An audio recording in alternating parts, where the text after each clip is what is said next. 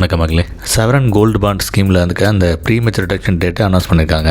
சாதாரணமாக பார்த்தீங்கன்னா சவரன் கோல்டு பாண்ட் 8 வருஷம் முதிர்ச்சி காலம். இந்த ப்ரீ மெச்சூர்ன்றது பார்த்தீங்கன்னா 5 வருஷத்தில் எடுத்துக்கலாம் அப்படின்ற மாதிரி ஒரு ஸ்கீம் கொண்டு வந்திருக்காங்க. இப்போதைக்கு சொல்லியிருக்க அந்த சீரியஸ் பார்த்தீங்கன்னா 2017-18 சீரியஸ் 3லேருந்து 2020-21 சீரியஸ் 6 வரைக்கும் ப்ரீ மெச்சூர் எடுத்துக்கலாம்ன்ற மாதிரி போட்டிருக்காங்க. லாஸ்ட்டாக ரிலீஸ் பண்ண சவரன் கோல்டு பாண்ட் பார்த்தீங்கன்னா 2024 பிப்ரவரி மாதம் தான். அதுக்கப்புறம் வந்து இது வரைக்குமே ரிலீஸ் பண்ணலை. இதை பற்றி ஒரு நிர்மலா சீதாராமன் பற்றி கேட்கும்போது இதை நிறுத்த போகிறீங்களா அப்படின்னு கேட்டதுக்கு கிட்டத்தட்ட நிறுத்த போகிறோம்ன்ற மாதிரி தான் பதில் கொடுத்துருந்தாங்க. கடந்த ஒரு வருஷமாக எந்த சீரிஸும் ரிலீஸ் பண்ணவே இல்லை சவரன் கோல்டு பாண்டு. 2015 ரிலீஸ் பண்ண நோக்கம் என்னன்னா தங்கத்தோட இறக்குமதி குறைக்கணும் அப்படின்ற மாதிரி. இறக்குமதியில் இது ஒரு டிஃபிசிட் உண்டாகுது அப்படின்றதுக்காக கொண்டு வந்தாங்க. சவரன் கோல்டு பாண்டு நல்லா வந்துச்சு. அதே டைமில் ஃபிசிக்கல் கோல்டும் வாங்குறது குறையவே இல்லை. பக்கம் தங்கத்தோட விலை கடந்த 10 வருஷத்தில் பார்த்தோன்னா ரொம்ப எதிர்பார்க்காத அளவுக்கு உயர்ந்துருச்சு. இதெல்லாம் வந்து கவர்மெண்ட்டால் சமாளிக்க முடியல. அதுக்கு திரும்ப ரீபே பண்ணல, 2.5 இன்ட்ரெஸ்ட் கொடுக்கணும், அன்றைக்கி ரேட்டு கொடுக்கணும் அப்படின்ற மாதிரி சமாளிக்க முடியலன்ற பட்சத்தில் முடிவெடுத்திருக்காங்கன்னு தோணுது. இந்த கோல்டு வாங்குறது முக்கியமாக என்னென்னா அது ஒரு இன்வெஸ்ட்மெண்ட்டாக பார்க்குறாங்க. அவசர காலத்தில் நமக்கு அடகு வைக்க உதவும் அப்படின்ற மாதிரி இன்னொன்று நம்ம ட்ரெடிஷனோட கலந்த விஷயம். அது கல்யாணத்தில் எல்லாத்துலேயுமே அதான் யூஸ் பண்ணுவோம். சமீபத்தில் ஆர்பிஐ பார்த்தீங்கன்னா நகையை அடகு வச்சு மீட்கிறோம் பார்த்தீங்களா, அதில் ஒரு